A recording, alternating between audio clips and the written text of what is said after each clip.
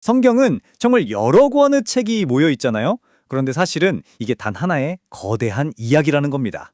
오늘은 그 이야기 속에 숨겨진 설계도, 일종의 청사진을 같이 한번 펼쳐보려고 합니다. 자, 바로 이 질문에서 모든 게 시작돼요. 아니, 수천 년이라는 시간 동안 수십 명의 다른 저자들이 썼는데 어떻게 이게 하나의 일관된 메시지를 가질 수 있을까요? 여기엔 비밀의 열쇠가 있습니다. 성경은 그냥 오래된 문서들을 모아놓은 게 아니에요. 오히려 처음부터 끝까지 아주 치밀하게 계획된 하나의 거대한 건축물 같은 거죠. 그리고 오늘 우리가 바로 그 설계도를 직접 들여다볼 겁니다. 뭐든 위대한 건축물은 스케치에서부터 시작하잖아요. 성경의 이 청사진을 제대로 이해하려면 우리도 그 고대의 스케치부터 살펴봐야 합니다. 네, 바로 구약이죠.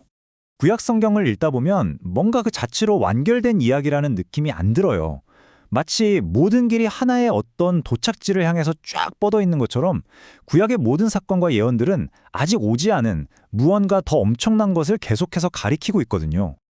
그 수많은 예언의 목소리들 중에서 유독 한 사람, 예레미야의 외침이 아주 선명하게 들려옵니다.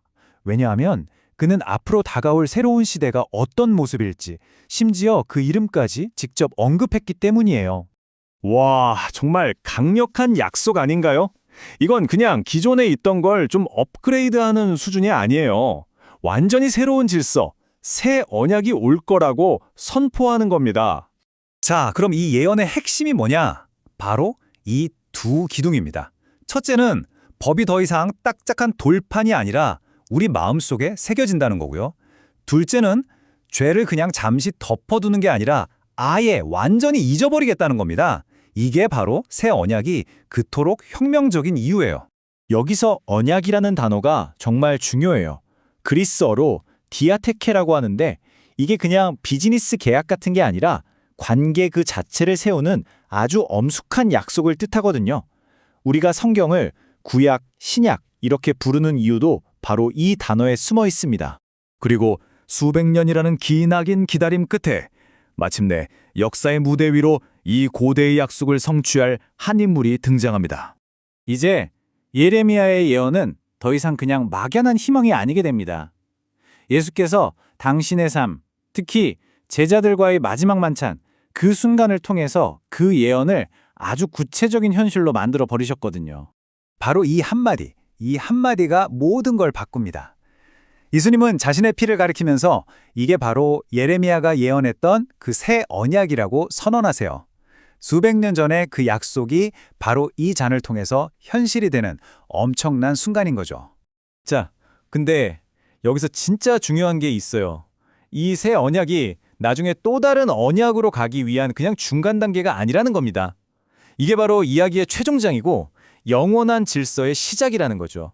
자, 이렇게 엄청난 사건이 일어났어요. 근데요, 어떤 사건이 일어났다는 것만으로는 부족하죠. 그 사건이 도대체 무슨 의미인지에 대한 믿을 만한 해석이 반드시 필요하잖아요. 성경의 총사진은 바로 이 두 가지가 합쳐질 때 완성됩니다. 이게 성경 전체를 꿰뚫는 원리라고 볼 수 있어요. 먼저 위대한 사실, 그러니까 예수 그리스도의 삶과 죽음, 부활이라는 사건이 있죠. 그리고 그 다음에 그 사실의 의미를 명확하게 풀어주는 영감받은 해석, 즉 사도들의 가르침이 뒤따릅니다. 이 둘은 절대 뗄 수가 없는 한 쌍이에요. 왜냐하면 해석 없는 사실은 의미를 알 수 없고 사실 없는 해석은 그냥 공허한 이야기일 뿐이니까요. 그리고 이 새 언약이라는 새로운 현실을 가장 명쾌하게 설명해 준 사람이 바로 사도 바울입니다. 그는 옛 언약과 새 언약, 그러니까 두 개의 청사진이 근본적으로 어떻게 다른지를 아주 선명하게 대조해서 우리에게 보여주었습니다. 바울의 설명에 따르면 그 차이는 정말 극명해요. 옛 언약이 돌에 새겨진 문자에 매여서 우리를 정죄하는 역할을 했다면 새 언약은 우리 안에서 직접 역사하는 영을 통해 우리를 의롭게 한다는 겁니다. 이건 뭐 조금 개선된 정도가 아니라 완전히 다른 차원의 이야기인 거죠. 히브리서의 이 구절이 이 모든 걸 한 문장으로 딱 압축해 줍니다. 하나님이 예전에는 여러 예언자들을 통해 부분 말씀하셨지만 이 모든 날 마지막, 즉 지금은 아들을 통해 최종적이고 완전한 말씀을 하셨다는 그런 선언입니다. 자, 이제 모든 조각이 다 받쳐졌습니다. 우리 한 걸음 뒤로 물러서서 이 완성된 청사진 전체를 한번 바라보죠. 그리고 이게 오늘에 사는 우리에게 대체 뭘 의미하는지 한번 생각해 보겠습니다. 이게 바로 핵심 결론이에요. 예수 그리스도를 통해 주어진 계시는 나중에 올 더 대단한 계시를 위한 그냥 준비 단계나 서곡 같은 게 아니라는 겁니다. 그것 자체가 최종 목적지고 완성된 계시라는 거죠. 더 이상 다음 버전은 없다는 뜻입니다. 근데 이런 생각 안 드세요? 구약은 수천 년에 걸친 정말 긴 이야기인데 왜 신약의 핵심적인 사건들은 1세기도 안 되는 그 짧은 기간에 다 몰려 있을까요? 시간적으로만 보면 뭔가 좀 불균형해 보이잖아요. 바로 여기에 우리가 종종 놓치는 아주 중요한 포인트가 있습니다. 신약은 그냥 과거의 어떤 기간을 말하는 게 아니에요. 예수께서 시작하신 하나의 시대를 말하는 겁니다. 그리고 그 시대는 끝나지 않았어요. 바로 지금 우리가 살고 있는 이 시대가 바로 그 새 언약의 시대인 겁니다. 그래서 히브리서 저자는 이 언약을 가리켜 영원한 언약이라고 부르는 거예요. 이 청사진은 언젠가 교체되거나 폐기될 운명이 아니라는 거죠. 이게 바로 최종 버전입니다. 그래서 마지막으로 이 질문을 던져봅니다. 만약 이 모든 게 사실이라면, 그래서 우리가 이 청사진을 그냥 구경하는 관객이 아니라 이 영원한 이야기 속을 살아가는 등장인물이라면 어떨까요?